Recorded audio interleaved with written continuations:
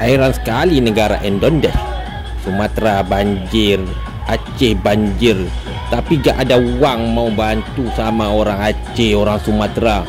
Indonesia militer no 1 paling kuat Asia lah kononnya.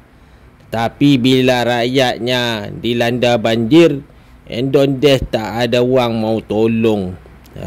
Ini adalah militer Indonesia, ranking nombor 12 terkuat dunia. Tetapi bila Indonesia kena banjir, tidak ada orang yang mau tolong. Dikatakan bukan bencana alam, dikatakan itu adalah Indonesia punya penipu lah.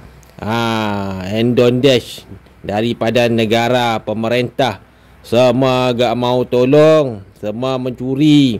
80 tan hasil makanan bantuan dari negara lain juga dicuri. Inilah Indonesia, konon militer paling kuat. Militer paling kuat kepala bapa Pak Hang lah. Tahun 1960-an Indonesia dijajah Malaysia, komunis Indonesia dibubarkan. Itulah bezanya negara giveaway sama negara asal, iaitu yang diiktiraf PBB. Indonesia negara giveaway Belanda, merdeka kena bayar hadiah.